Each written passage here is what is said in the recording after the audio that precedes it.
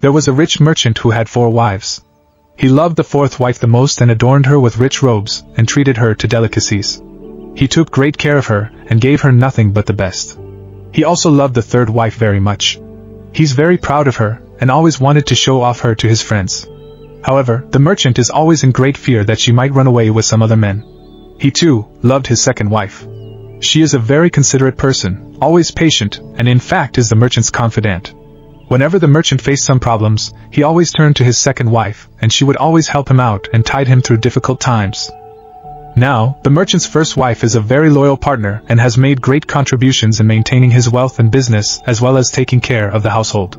However, the merchant did not love the 1st wife, and although she loved him deeply, he hardly took notice of her.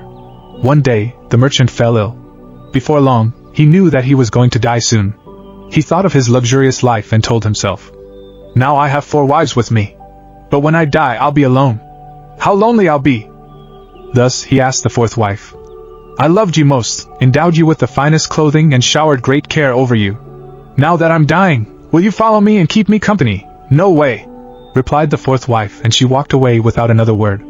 The answer cut like a sharp knife right into the merchant's heart. The sad merchant then asked the 3rd wife, "I have loved you so much for all my life. Now that I'm dying, will you follow me and keep me company?" "No," replied the 3rd wife. "Life is so good over here. I'm going to remarry when you die." The merchant's heart sank and turned cold. He then asked the 2nd wife, "I always turn to you for help and you've always helped me out. Now I need your help again. When I die, will you follow me and keep me company?" "I'm sorry, I can't help you out this time," replied the 2nd wife. "At the very most, I can only send you to your grave." The answer came like a bolt of thunder, and the merchant was devastated. Then a voice called out, "I'll leave with you. I'll follow you no matter where you go." The merchant looked up and there was his 1st wife. She was so skinny, almost like she suffered from malnutrition. Greatly grieved, the merchant said, "I should have taken much better care of you while I could have." Actually, we all have 4 wives in our lives, eh? The 4th wife is our body. No matter how much time and effort we lavish in making it look good, it'll leave us when we die. B. Our 3rd wife are possessions, status, and wealth. When we die, they all go to others.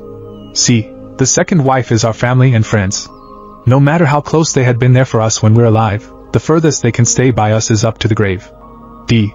The 1st wife is in fact our soul, often neglected in our pursuit of material, wealth, and sensual pleasure. Guess what it is actually the only thing that follows us wherever we go. Perhaps it's a good idea to cultivate and strengthen it now rather than to wait until we're on our deathbed to lament. A businessman likes to visit sages who ever entered their village. One day, a great sage visited his village. The businessman visited the sage and asked him to give a few pieces of advice about life. The sage replied, "Look, my dear, if I give you any advice for free, you will definitely forget about them, and there is no use for me to give you any advice. So why bother?"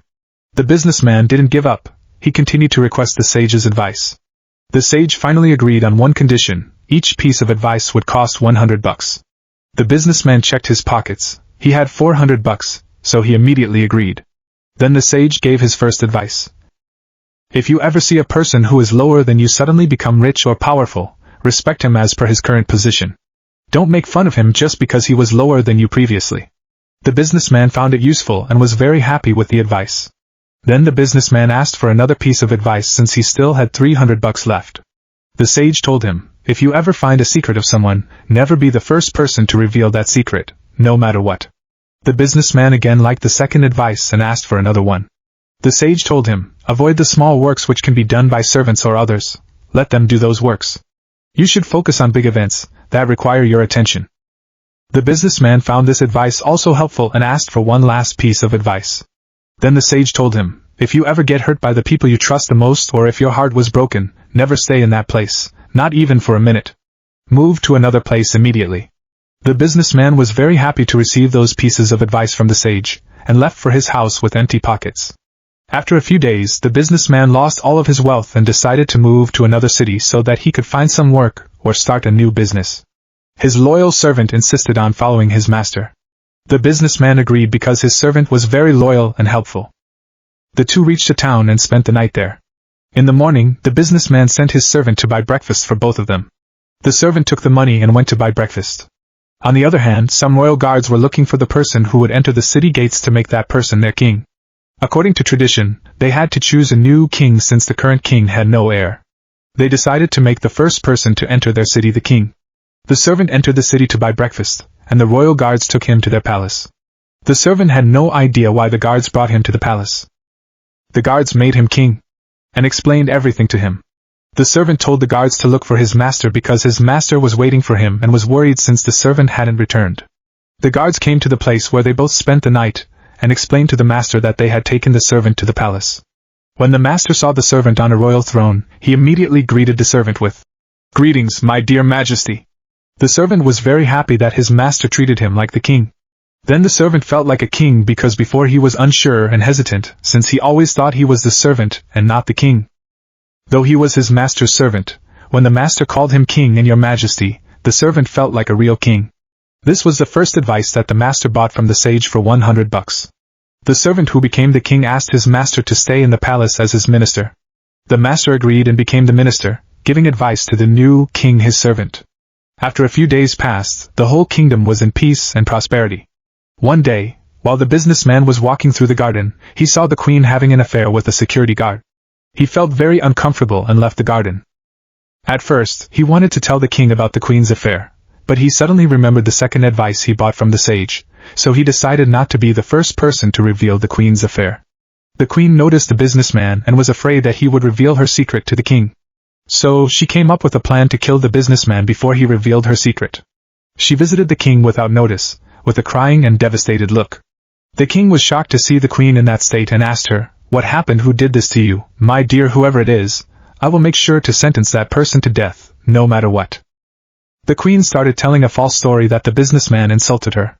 The king was heartbroken and couldn't believe that his master did this to his wife. Since he had already given his word to the queen, he decided to kill the businessman. However, he wanted to save his master's dignity in front of his people, so he didn't openly sentence the businessman to death. Instead, he told his royal chef to kill the person who ever enters the kitchen wearing the king's necklace. On the other hand, the king summoned the businessman and told him that tomorrow was a special day, so he had told the royal chef to cook some special dish, and he couldn't trust anyone but the businessman to bring the recipe from the chef. He gave the businessman his necklace and said, "Wear this necklace and show it to the chef, then only he will give you the dish." The next day, a few soldiers informed the king that the queen was having an affair with some guards. The king guessed the truth and sentenced his wife and the guard to prison. Since it was already midday and late to save his master, he started crying loudly, realizing his mistake. But suddenly, he heard a voice asking, "What happened, your majesty? Why are you crying?" Hearing his master's voice, the king felt happy and grateful for his escape from death. Then the king explained everything to his master and asked for his forgiveness. The businessman started worrying and told the king that while he was going to visit the royal chef, the prince approached him and insisted on seeing the special dish. I remembered the third advice from the sage. Hence the prince, who is the king's son, took the necklace, and I told him to show it to the chef to get the recipe. The king rushed to the royal kitchen and saw his dead son on the floor.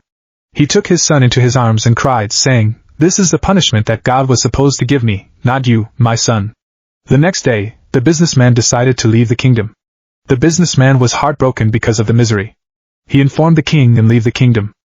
Story of overly smart students. One night 4 college students were out partying late night, and didn't study for the test which was scheduled for the next day. In the morning, they thought of a plan. They made themselves look dirty with grease and dirt. Then they went to the dean and said, they had gone out to a wedding last night and on their way back the tire of their car burst, and they had to push the car all the way back. So, they were in no condition to take the test. The dean thought for a minute and said they can have the re-test after 3 days. They thanked him and said they will be ready by that time.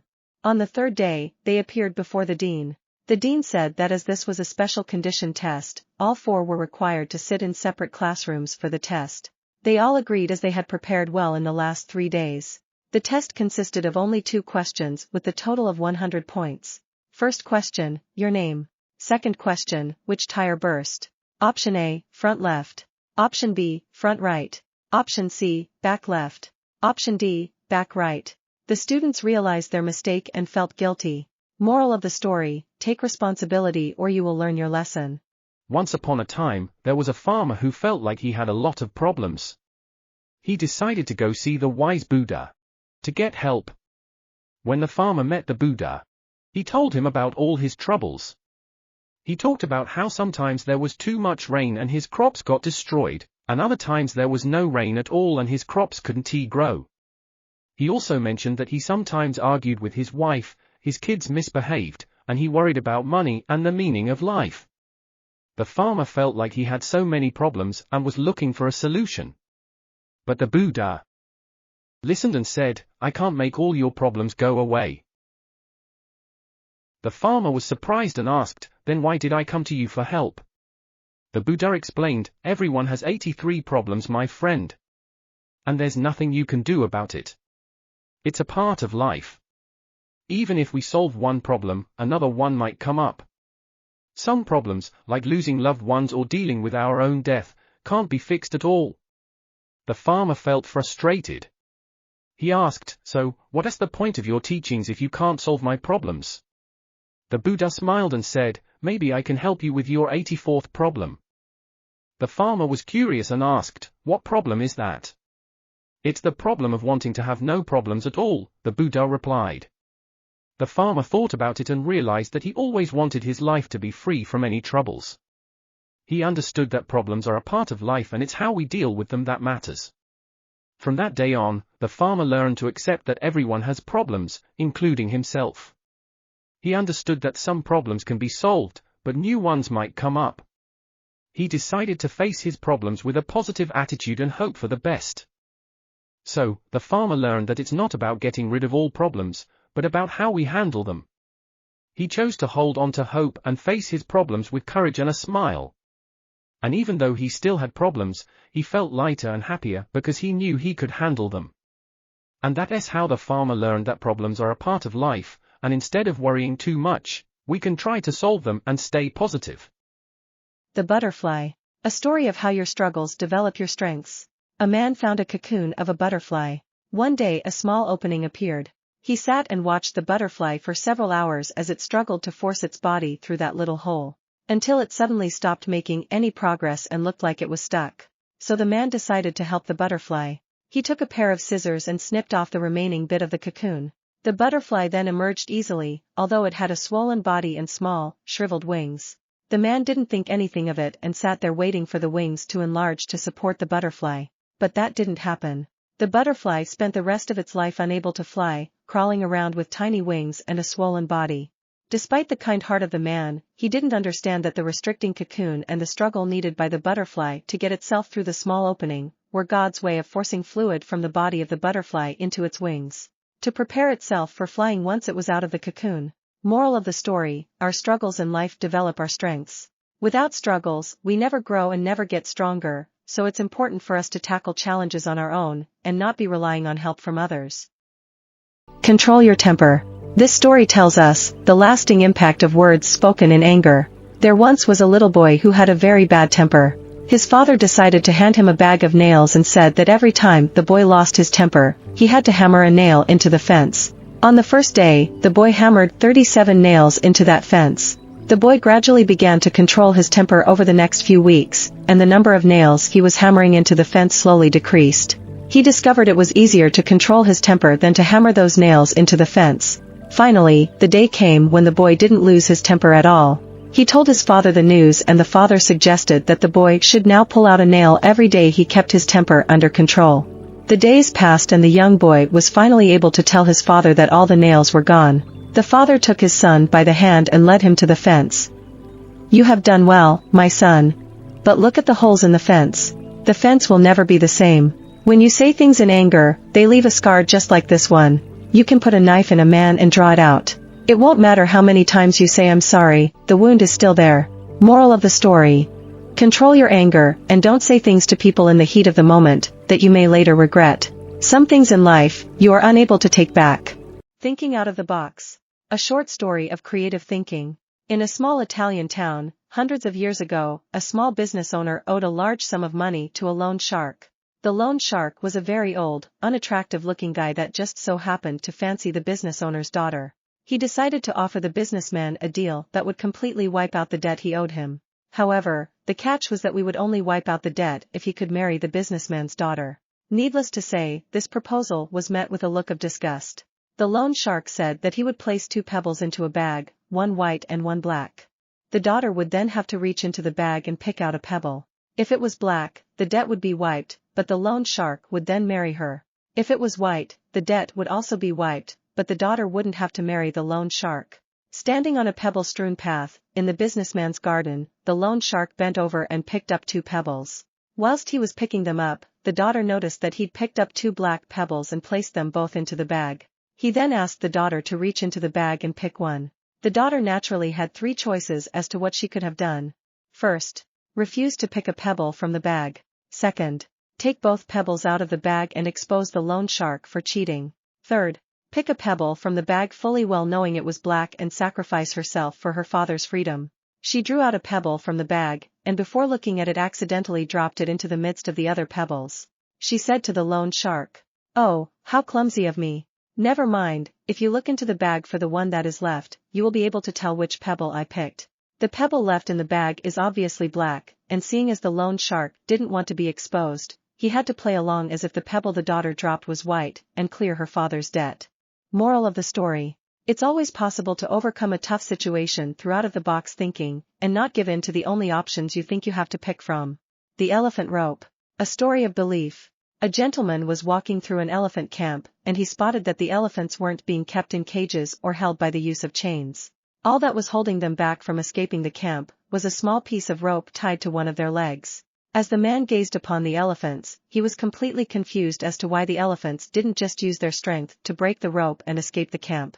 They could easily have done so, but instead, they didn't try to at all. Curious and wanting to know the answer, he asked a trainer nearby why the elephants were just standing there and never tried to escape. The trainer replied, "When they are very young and much smaller we use the same size rope to tie them, and, at that age, it's enough to hold them.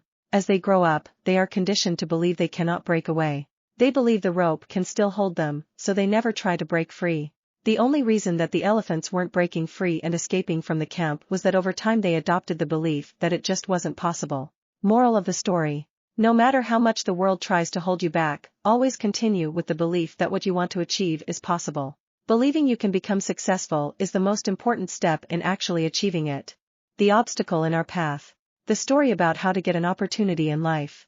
In ancient times, a king had a boulder placed on a roadway. He then hid himself and watched to see if anyone would move the boulder out of the way. Some of the king's wealthiest merchants and courtiers came by and simply walked around it. Many people loudly blamed the king for not keeping the roads clear, but none of them did anything about getting the stone out of the way. A peasant then came along carrying a load of vegetables. Upon approaching the boulder, the peasant laid down his burden and tried to push the stone out of the road. After much pushing and straining, he finally succeeded. After the peasant went back to pick up his vegetables, he noticed a purse lying in the road where the boulder had been. The purse contained many gold coins and a note from the king, explaining that the gold was for the person who removed the boulder from the roadway. Moral of the story. Every obstacle we come across in life gives us an opportunity to improve our circumstances, and whilst the lazy complain, the others are creating opportunities through their kind hearts, generosity, and willingness to get things done. The struggles of our life story. Once upon a time a daughter complained to her father that her life was miserable and that she didn't know how she was going to make it. She was tired of fighting and struggling all the time. It seemed just as one problem was solved, another one soon followed. Since her father is a chef, he took her to the kitchen. He filled 3 pots with water and placed each on a high fire. Once the 3 pots began to boil, he placed potatoes in one pot, eggs in the second pot and ground coffee beans in the third pot. He then let them sit and boil, without saying a word to his daughter. The daughter moaned and impatiently waited, wondering what he was doing. After 20 minutes he turned off the burners. He took the potatoes out of the pot and placed them in a bowl. He pulled the eggs out and placed them in a bowl. He then ladled the coffee out and placed it in a cup. Turning to her, he asked, "Daughter, what do you see?" "Potatoes, eggs and coffee," she hastily replied. "Look closer," he said, and touched the potatoes. She did and noted that they were soft. He then asked her to take an egg and break it. After pulling off the shell, she observed the hard-boiled egg. Finally, he asked her to sip the coffee. Its rich aroma brought a smile to her face. "Father, what does this mean?" she asked. He then explained that the potatoes, the eggs and coffee beans had each faced the same adversity, the boiling water. However, each one reacted differently. The potato went in strong, hard and unrelenting, but in boiling water, it became soft and weak. The egg was fragile, with the thin outer shell protecting its liquid interior until it was put in the boiling water. Then the inside of the egg became hard. However, the ground coffee beans were unique. After they were exposed to the boiling water, they changed the water and created something new. "Which one are you?" he asked his daughter. "When adversity knocks on your door, how do you respond? Are you a potato, an egg, or a coffee bean?" Moral of the story: in life, things happen around us, things happen to us, but the only thing that truly matters is how you choose to react to it and what you make out of it. Life is all about leaning, adopting, and converting all the struggles that we experience into something positive. The same boiling water that softens the potato hardens the egg. The Golden Touch. A story of how the greed will always lead to downfall. There once was a king named Midas who did a good deed for a satyr.